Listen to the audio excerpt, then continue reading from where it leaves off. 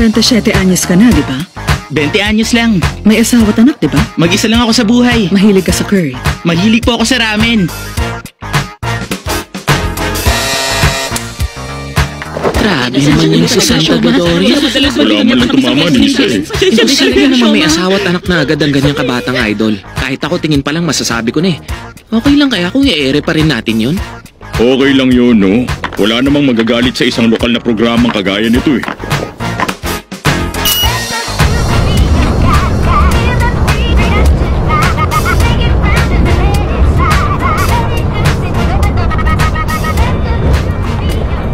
Ma'am, kayo si Santa Dodoria, hindi ba? Napanood kita sa TV nung isang araw. Matanong ko lang, ma'am, totoo ba na may psychic powers kayo? Dito na lang. Bababa na ako. Teka, hindi ko naman tinanong yan para insultuhin kayo, ma'am. Gusto ko lang ipakita nyo sa akin kung Kung ayaw totoo mo nga. mamatay, bilisan mo. Umalis ka na.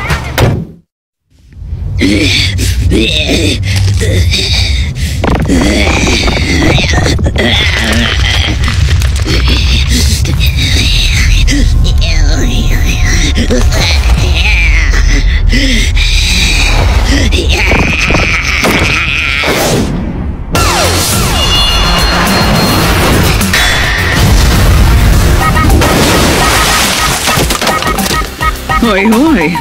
Ang akala ko nag-uwi ka na naman ng walang kwentang lalaki. Hindi naman tao to eh. Ay, puro sakit ng ulo na lang talaga ang inuuwi ng apo nito. Kukulubot ang balat ko na dahil sa stress nito eh. Bilis na. Sumugod ka na.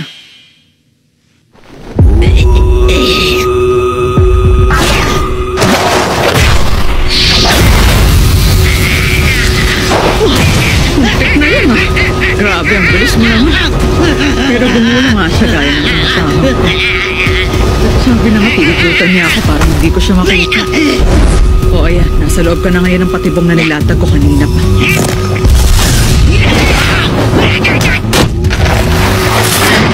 Kapag lumagpas ka sa linyang yan, mamamatay ka. Espiritual na harang kasi ang bilog na yan. Kapag nagbaon ka ng pangontrang pako sa loob ng bilog, magiging barrier o boundary ang loob ng bilog na yan. Pero kapag sa labas ka nagbaon, yung nasa labas ng bilog ang magiging barrier.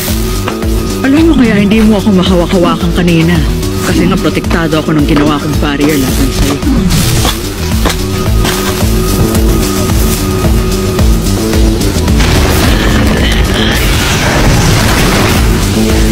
Maghintay ka lang, papatayin at kakainin din kita. Huwag mong isipin na makukulong mo ako sa bilog na ito magpakailanman. Wala naman akong balak na ikulong ka magpakailanman. Dito pa lang tatapusin na kita.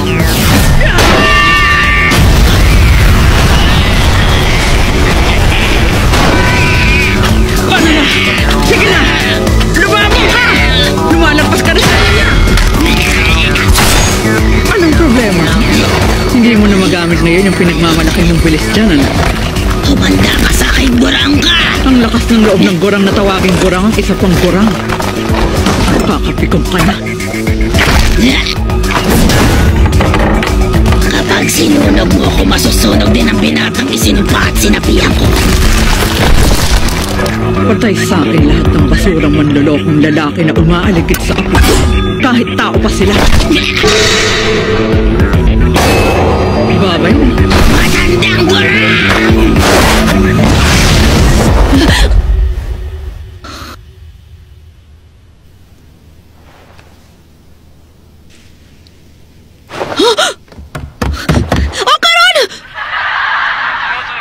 Teka, nakauwi na pala kayo? Huwag kang maingay dyan. Kitang nanonood ako ng bakatono dito eh. Maiba ako ng usapan. May bagay pala akong kailangan sabihin sa inyo. Nagpunta ka sa haunted place, no? Nagpunta. Pero hindi po ako. Yung kaibigan ko lang. At bakit? Ano pong bakit? Napag-usapan lang. Tapos bigla na lang pong nangyari. Pambansang kayamanan talaga ng Japan ang bakatono. Ano ba? Nakikinig ba kayo sa akin? Siya nga pala, may nakita ba kayong binata dito? Manganib ang buhay niya kapag wala ako sa tabi niya. Yung masamang espiritu ba? Binura ko na. Ha? Anong klase masamang espiritu? May suot mo siyang salamin? Hoy, hoy. Akala ko ba di ka naniniwala sa mga espiritu o multo? Isa pa, pekeng espiritista lang naman ako eh. Hanggang kailan ba kayo magtatampo? Gurang ka talaga. Baka may mangyari talagang masama, kaya sagutin niyo na lang ako ng matino. Tumigil ka nga. Huwag kang masyadong magpapaniwala. Walang masasamang espiritu at manluloko lang naman ako.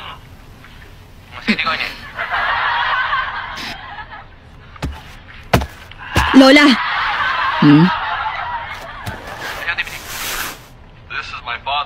patawarin niyo ako.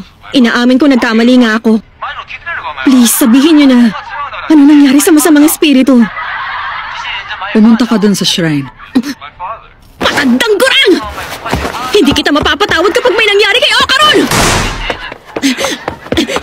Ayoko lang kasing palagpasin yung pagkakataon.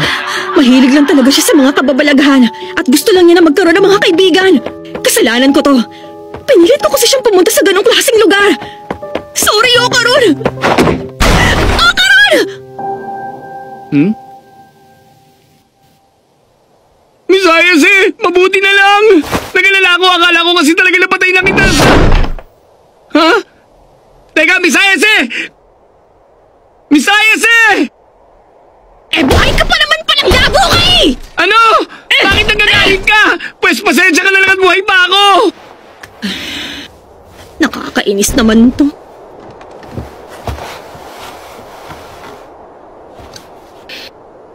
Ikaw bata ka, kailan ka pa natutong makipagkaibigan sa mga halimaw, ha? Pagulat ka naman! Hindi lalabas ang sumpa hanggat nandyan siya sa loob. Pero isang hakbang lang niya palabas, babalik agad siya sa pagiging halimaw. Bakit sabi mo kanina binura mo na siya? Sinungaling ka talaga. Mukhang hindi ka talaga mapakali kanina. Mga ganitong totoy pala ang tipo mo, ha? Hindi kasi kinuha ni Turbo Lola yung ano niya sa babae. At sabi sa akin ni Turbo Lola, hindi daw maaalis ang sumpa hanggat hindi niya ibabalik yun sa kanya. Kasalanan ko rin naman kaya nangyari to sa kanya, kaya syempre gusto kong gumawa ng paraan para makatulong. Talaga? Di gusto mo nga siya. Sabing hindi! At meron pa pala. Kaya ko na rin gumamit ng psychic powers ngayon. Ano pang sinasabi mo dyan? Nagpunta kasi ako sa lugar na may UFO daw. Ang daming nangyari doon, tapos nagising ang kapangyarihan ko. Pero wala naman talagang mga UFO, no? Oo, di ba? Ganyan din ang reaction ko kahapon tungkol sa mga alien eh. Pero ang punto, totoong kaya ko nang gumamit ng psychic powers. At kapag hindi ko pinigilan ng sumpa kay Ocaron gamit yun, magwawala siya. Naniniwala naman ako na may psychic powers nga talaga. Ano bang basihan mo sa paniniwalaan mo't hindi? Pero teka, si Turbo Lola baka mo? Malaking problema talaga yung kinasangkutan niya. Noong araw, 100 kph Lola ang tawag sa kanya. Yokai siya ng makabagong panahon na naghasik ng lagim sa buong bansa. Tapos narinig ko na lang na ang mailap na yon. Medyo matagal na panahon na rin palang namamahay doon sa tunnel na yon. Minsan na nga rin akong nagpunta doon para tingnan ang sitwasyon. Sobrang nakakakilabot. Sa lakas ng enerhiyang nandun, niyang lumapit sa tunnel, hindi ko na nagawa pa. Alam mo ba yung earthbound spirits? Mga espiritu na hindi makatawid dahil nakatali sila sa malakas na koneksyon nila sa isang lugar. Sila yung tipo na pinakamalakas kapag nasa loob sila ng teritoryo nila. Walang espiritista ang maglalakas loob na labanan sila sa baluarte nila. At sa tunnel na yon, may nakatirang earthbound spirit. Naiintindihan mo ba kung anong sinasabi ko? Si Turbo Lola at ang earthbound spirit nagsanib para maging isa.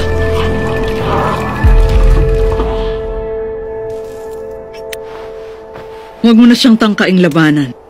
Hindi ko gusto mawala sa akin ang pinakamamahal kong apo.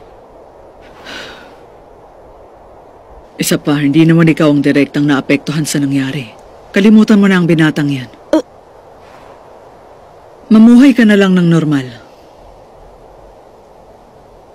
Ano kayang gagawin ng mahal kong si Ken kung siyang nasa ganitong klase ng sitwasyon? Kapag hindi ko alam ang gagawin ko, yun ang iniisip ko. Ni minsan hindi pa ako nagsisi sa ganong paraan.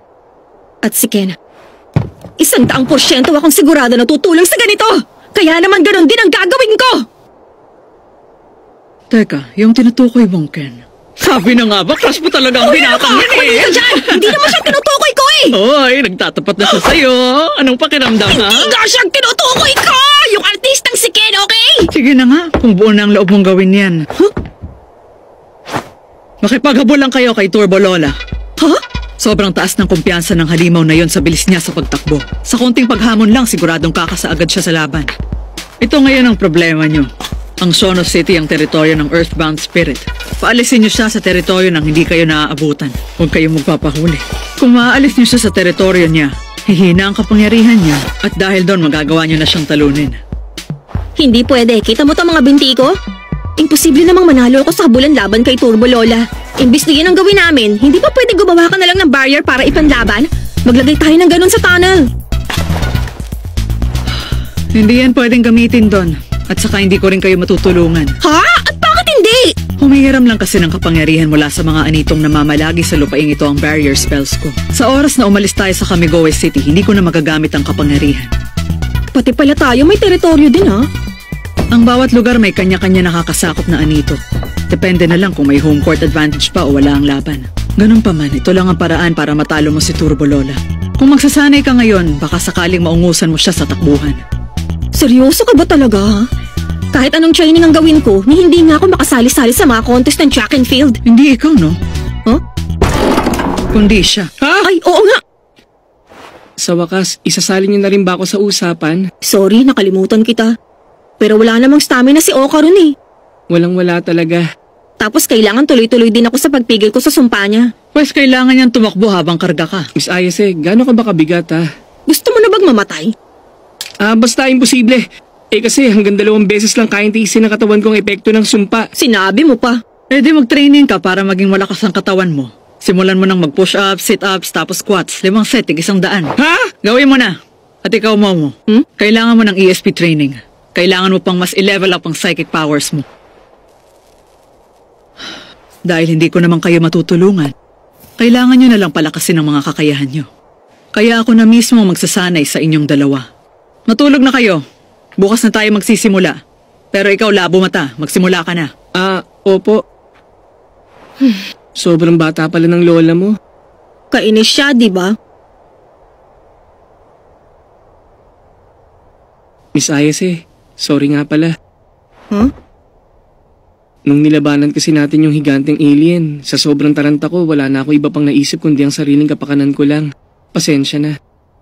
Normal na reaksyon lang naman yun, di ba? Pero ikaw, Miss Ayase, hindi ko naman ganun. Iniligtas mo na ako, tinalo mo pa yung halimaw. Pero kung sakaling maulit-uli yung nangyari, magsisikap ako ng gusto na palakasin ang katawan ko para mailigtas kita. Kaya, huwag mo sana akong susukuan. Huwag kang huminto bilang kaibigan ko. Hindi naman kita basta susukuan, oh. Masyado ka mag-isip. Ba't bigla mo sinara yung pinto kanina? Sinipa-sipa mo pa! Bale, ano kasi... Ayan, kita mo na! Sabi ko na gusto mo na akong sukuan! Sinabi na nga hindi. Pero parang gusto ko na dahil maliit na bagay lang pinapalaki mo pa. Pasensya na. Ang astig mo kaya nung nakikipaglaban ka. Kaso lang lampa ka naman, Okarun. Kaya sa susunod, malamang ililigtas pa rin kita. Dito ka muna matulog. Dadalhan kita ng kutsyon.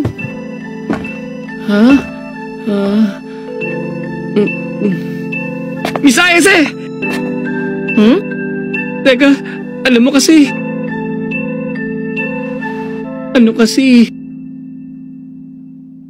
Nauuhaw ako kaya pahingi na rin ng tubig. Yung tsaa dito sa ref, pwede ko bang ibigay sa kanya? Sige lang.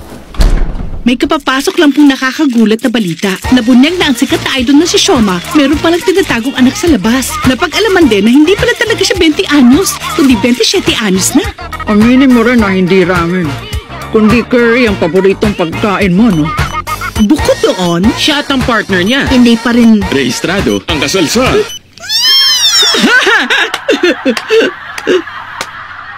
Wala namang kakwenta-kwenta yung balita. Miss Ayase! Naloko na! Si Okarun! Gusto niya gumamit ng banyo! Pwede magbanyo. Ano ba? Sinabi ng delikado talaga yung sitwasyon namin eh. Pag may humarang sa paningin ko at hindi ko siya makita, kakawala sa pigil yung sumpa. Ibig sabihin, kailangan ko panoorin si Okarun habang gumagamit siya ng banyo! Ayoko makakita ng ganong klaseng tanawin! Hindi ko rin ipapakita! Parang yun na rin tinabakan ng dignidad ko niyan eh! Hoy! Huwag kumalisin ang tingin mo sa akin! Wala ka bang naiisip na pwedeng paraan? Ewan. Teka nga, paano mo ba talaga pinipigilan yung sumpa sa kanya? Paano ko kaya ipapaliwanag? Meron kasi ako nakikita nakabalot na aura kay Okarun. Aura? Tapos kapag pinipisa ko yung aura na yun gamit ang mga kamay ko, lumiliit yun. At siguro humuhupa na yung sumpa. Lahat ng tao may taglay na aura at iba-ibang mga kulay nun. Meron din ganun pati sa mga halaman at bato. Kaya kong hawakan ang aura nila at malaya ko silang napapagalaw. Pero malapit lang ang kaya kong abutin. Talaga? Akala ko pa naman mas kapangyarihan pa dyan ang kaya ng psychic power. Konti lang palang kayang gawin. Kung tutuusin niyo, mas matindi pa dito yung nagawa ko rin na gusto yung kapangyarihan ko eh. Noong mga panahong yun, parang lahat ng maisip ko nagkakatotoo. Yun bang para walang makakatalo sa akin? Kaya lang bigla din namang nawala eh. Tapos ang paghawak nilang sa aura ng ibang kaya kong gawin. Mama, pumikit ka muna saglit. Hindi pwede. Kapag pumikit ako, baka kawala uli yung sumpa. Ang problema kasi masyado kang umaasa sa paningin mo. Subukan mong gamitin lahat ng senses mo. Halimbawa, yung pandama mo. Kung nahawakan mo yung aura, ibig sabihin kaya mo rin yung damhin. Kaya pumikit ka sandali at damhin ang pakiramdam ng aura sa balat mo. Dahan-dahan mong damahin.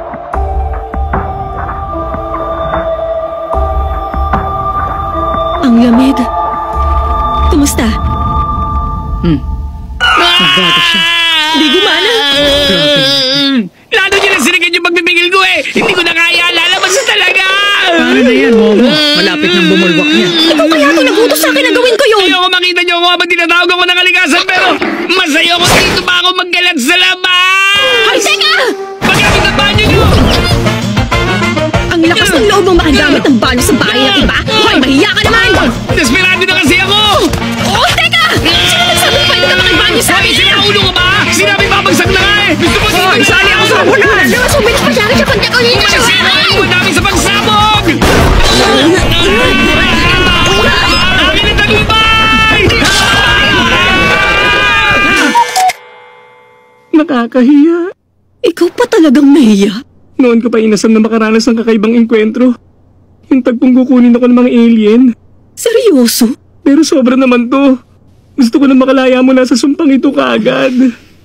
Momo, sabi mo nang nagising ang kapangyarihan mo, pakiramdam mo walang makakatalo sa'yo, tama ba? Tingin ko yun siguro ang tunay na lakas ng kapangyarihan mo. At sa kung anong dahilan, mukhang may pumipigil sa kapangyarihan na yan. Talaga? Parang ang astig nun ah. Problema kaya yun, no? Kailangan mo munang masanay na unti-unting pakawalan ng kapangyarihan mong yan. At hindi natin alam kung gaano katagal yan naabutin. Aba, okay lang naman kasi mukhang matatagalan din bago mapalakas ang katawan ng binatang to. Matagal niyo ba ako papanoorin habang gumagamit ng banyo? Ako dapat ang Lola, ayan na! Nandito si Turbo, Lola! Lola! Lola! Hoy, ikaw! Anong ginawa mong halimaw ko sa lola ko? Atake sa puso o kaya naman stroke. Ikaw ang papipiliin ko ng sanhi ng pagkamatay niya. Pwede nang maipasa ngayon ang sumpa ko sa pamamagitan ng binatang ito. Ang sino mang makita ng binatang ito, pwede ko nang isumpa hanggang sa mamatay. Kaya naman huwag mo akong mamaliitin. Hindi kita bibigyan ng panahong maghanda. Pumunta ka sa tunnel ngayong gabi. Huwag hindi ka pumunta, gagamitin ko ang binatang ito para isumpa at patayin ang kahit na sino. Mamayang gabi. Kung hindi, alam mo na. Nosebleed? Lola! Teka, ano bang nangyari? Pati tenga niyo nadudugo din! Sumasakit bang ulo niyo? Momo, sabihin mo sa akin kung anong nangyari kanina. Kailangan ba talagang isuot to? Hirap ako makakita rito eh. Bulletproof vest yan laban sa masasamang espiritu. Kaya isuot nyo na lang. Isang mali lang, mamamatay kayo kaagad. Hindi yun problema sa amin. Wala man sa itsura pero nakatalo na kami ng aliens. Eh, hindi naman totoo na may mga alien eh. Pwede ba? Umayos ka. Opo. Ganyan kasi ang ugali mong pasaway ka kaya lagi ka na lang nasasangkot sa mga problemang gaya nito. Mula pa nung bata ka, hindi ka na nakikinig sa akin. Ay, nakakarindi na. Nagsimula na naman yung matanda sa sermon niya. Tara na, Karun. Momo. Ano na naman ba yun, ha?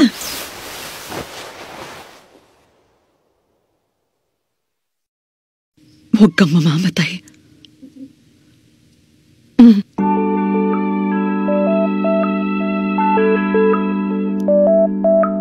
Parang awa niya na. Ang dalawang batang yun. Protektahan niya nawa. Bakit tayo sumangay ng tren? Masyadong malayo kung magbibisikleta. Bago pa tayo makarating doon, siguradong pagod ka na. Hindi ko talaga mapapatawad ng turbulo lang yon. Pasensya na, kasalanan ko lahat to. Hindi kaya... yun eh. Personal lang galit ko sa kanya dahil pinagtangkaan niyang saktan ng taong mahalaga sa akin. Lagot ka sa akin, Turbo Lola! Ilalampasok kita sa karera! Teka, Miss Icy, huwag mo naman gawin yan dito mismo sa tren. Patat na akong hubarin ng mga damit na to eh. Okay lang ba talaga ng hubarin yan? Proteksyon laban sa masasamang espiritu ang mga damit na yan, hindi ba? Bili ng lola mo, isuot daw. At sino naman magsusuot niyan? Para sa mga gyaro, pang formang damit ang panlaban. Hindi ako gaganahan kung hindi ko suot ang trip kong damit. Bakit nakakangiti ka pa? Parang ang saya kasi, di ba? Hindi kaya, parang nasusuka na nga ako eh.